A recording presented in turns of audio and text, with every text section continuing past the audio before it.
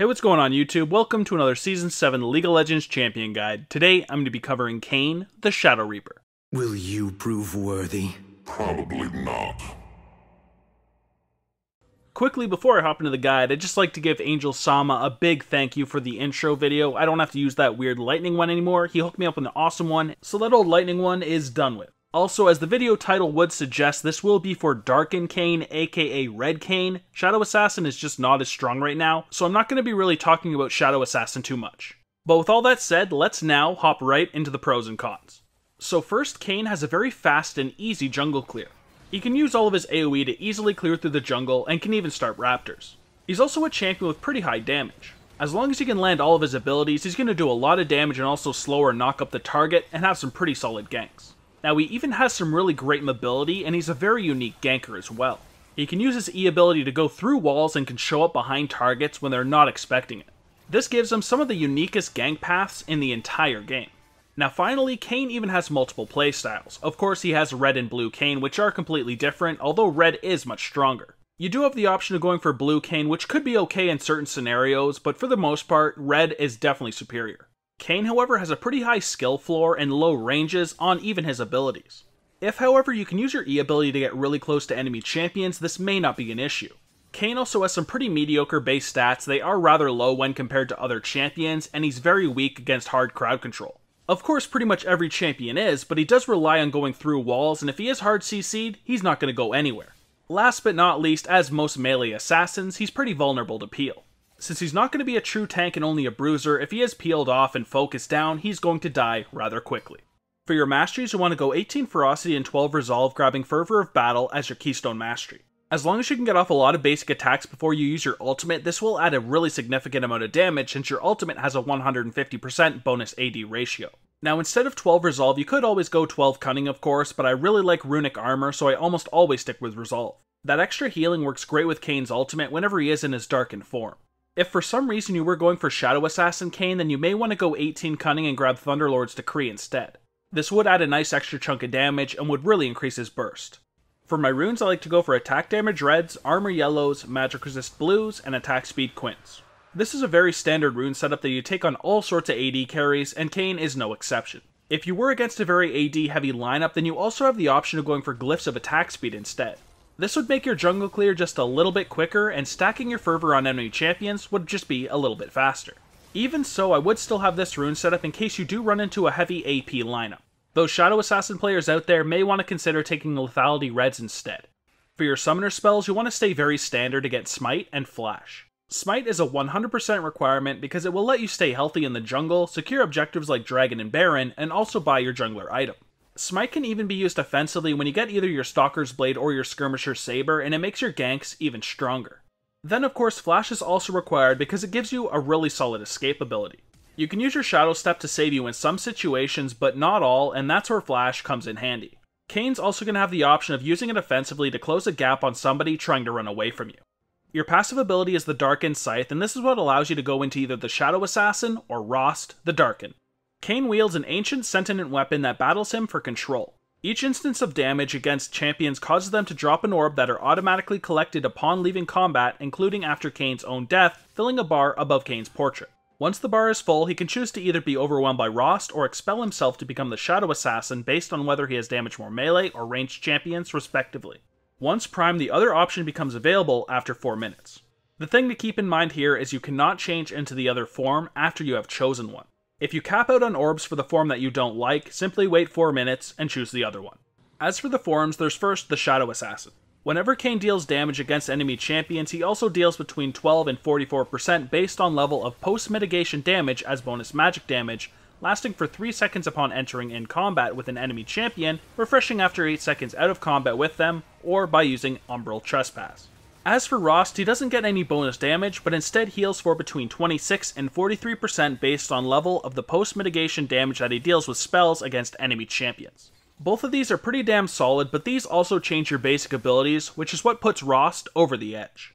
Your Q ability is Reaping Slash, and this is where your main source of damage comes from, outside of your auto attacks. When activated, Kayn dashes forward, dealing physical damage to all enemies he passes through before flourishing his scythe, dealing the same damage again to surrounding enemies. When he transforms into RHAAST, both instances of Reaping Slash's damage are modified to 50% AD plus 5% plus 4% per 100 bonus AD of the target's maximum health physical damage, capped against monsters. Regardless of the form, instances of Reaping Slash deal 55 bonus damage against monsters. So this is why Kayn has a really good jungle clear, because it can hit an entire camp twice with just this ability once. Doing this a couple times on a jungle camp will kill it rather quickly. This ability also has a pretty good AD ratio, which is why we want to max it first. When we transform into RHAAST, this gets even better since it does damage based on the target's maximum health. It's going to be fantastic at taking down even the tankier targets. Finally, since the ability also has a dash in it, it's great for ganking and teamfighting. You can use this ability to jump onto the squishier targets in order to delete them. Your W ability is Blade's Reach, and this is the ability you use on Kayn to crowd control your target. When activated, after a short delay in which he can't perform any other actions, Kayn performs an upward sweep with his scythe that deals physical damage to all enemies in a line, slowing them by 60%, taking over 1.5 seconds. When you're transformed into RHAAST, this will instead knock up your enemies for 1 second. So this here is another really solid ability because it has a 120% bonus AD ratio and the ability to knock up an entire team if they are in a line. This ability only has a 700 range, so you can use your E ability or your Q ability to get in range of the target and then activate this ability to knock them up and then follow up with your damage. Now this ability is definitely not as strong as your Q ability because it has pretty much double the cooldown, but it's still really strong and you do want to max this one second. This ability is yet again some more AoE damage, so jungle camps pretty much don't stand a chance at all against Kayn when you combine his Q and his W. Kayn's E ability is Shadow Step, and this allows you to go through walls, which gives Kayn the ability to have the most unique gank paths. When activated, Kayn gains 40% bonus movement speed, is ghosted, and can ignore terrain collision for 1.5 seconds. Immobilizing effects will interrupt Shadow Step. Kayn heals himself upon moving through terrain for the first time, and if he's not in combat with enemy champions, Shadow Step's duration is increased. Entering combat, however, reduces the remaining duration to 1.5 seconds. So this ability is not going to add any damage to you at all, but it does give you a really nice heal based off of your attack damage, and of course a lot of mobility. Think of him as Talon, where he gets a lot of mobility from his E ability, but all of his damage comes from his Q, W, and ultimate. Therefore, you're definitely not going to want to max this ability, but it's still really solid and you need an early point in it. With the empowered duration at just level 1, you're going to be able to move through the terrain for 6.5 seconds. This is going to give you a lot of time to sweep through walls and whatnot to get behind enemy champions and have some very unique gank paths.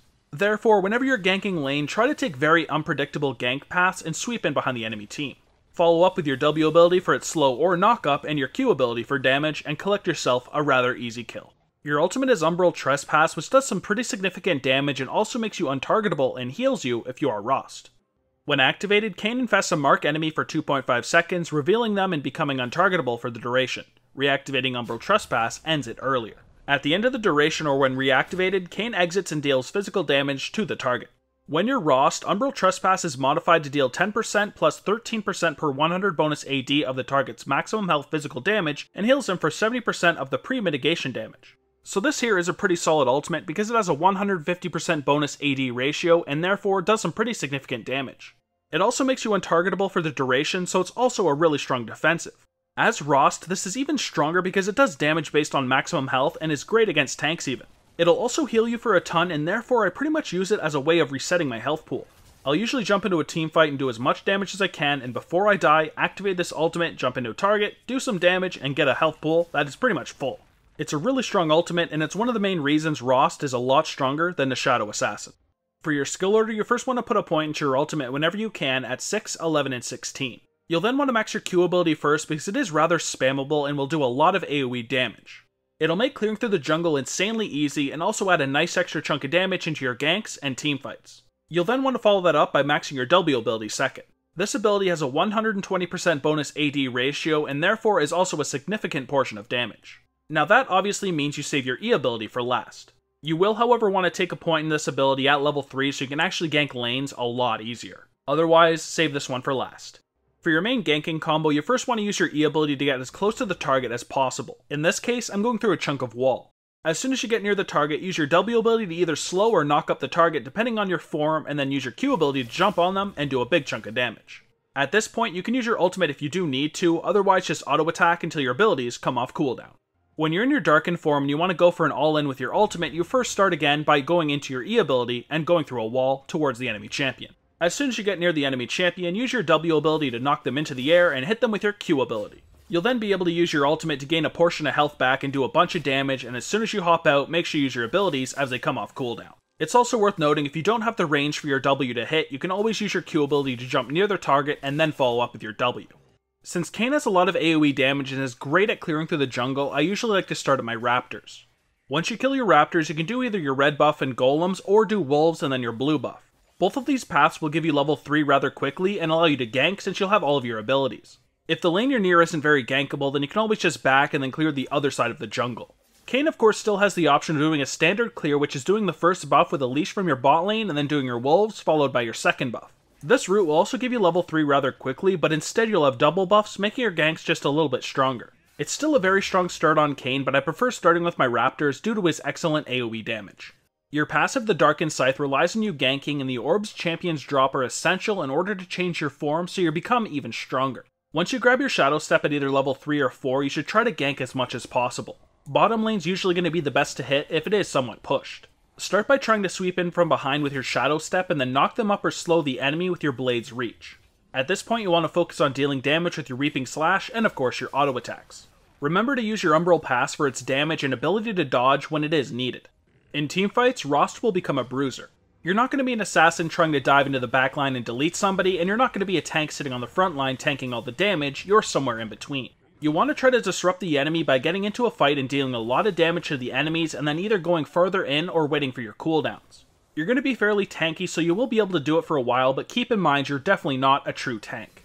At this point in the game, Umbral Trespass is pretty much going to be a health reset, so use it as such. Fight the enemy champions as much as you can until you're low, and then use it to regain all of your health back. Now let's look at some of your hardest matchups, and first up is Maokai. This is a champion that's going to get incredibly tanky, do a lot of damage at the same time, and also have a lot of sustain.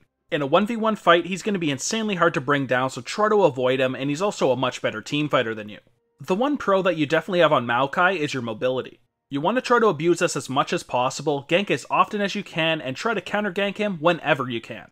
Next here I have Nunu, who's a very strong counter jungler, and he's going to annoy you pretty much all game long. He's going to pop into your jungle over and over again and try to consume creeps and then just walk back out.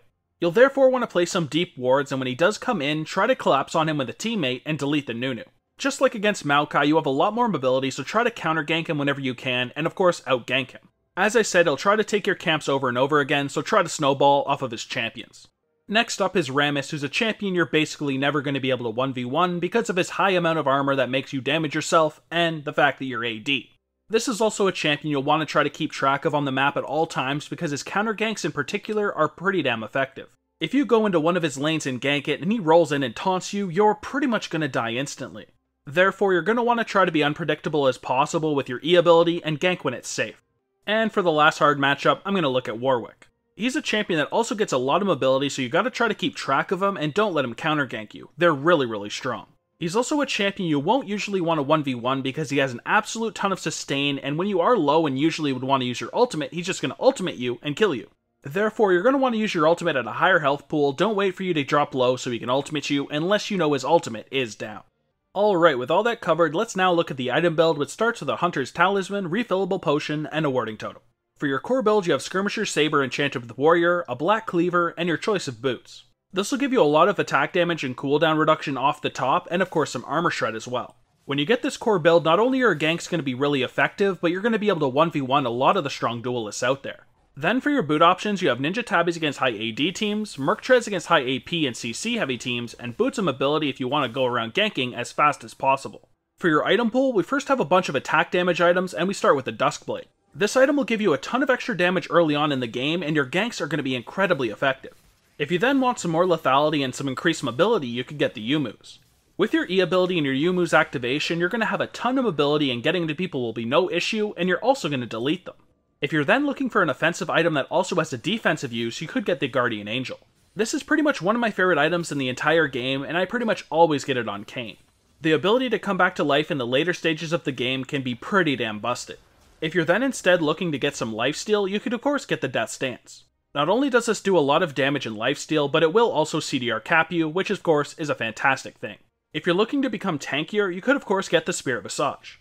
Kayn's RHAAST form has all sorts of healing, and when you have a Spirit Visage to increase it even more, it's pretty damn busted. Even if I'm going for a high damage Kayn, I'll usually get a Spirit Visage. If you're instead looking for armor, you could go for the Dead Man's Plate. This will make you a much tankier champion against attack damage based champions, but also give you some nice increased mobility. Then finally, if you're looking for a little bit of added wave clear and split push, you can get a Titanic Hydra. Of course, this item will also give you a larger health pool and increase your damage. For my example full build though, I take the core build and get some Merc Treads, and then get the Duskblade, Spirit Visage, and a Guardian Angel. You're going to be a very durable champion with your health pool and of course magic resistant armor, but you're also going to have a lot of self-healing because of your Spirit Visage and of course RHAAST abilities, but also have a ton of damage to delete squishier targets. There's definitely a lot of other solid items like a Thornmail or a Sterix Gauge or a Maw, but these are definitely the strongest items on Kayn. And that's all I've got for Kayn. Don't forget to check out the video description below for a link to all of my social medias. I do also have a Discord server, so if you do need any additional help or you just want to hang out, then please feel free to join. We have a lot of people in there, and a lot of them love to help anybody who needs it. I also have a second Let's Play channel, so if you enjoy Let's Plays, please also check out my second channel.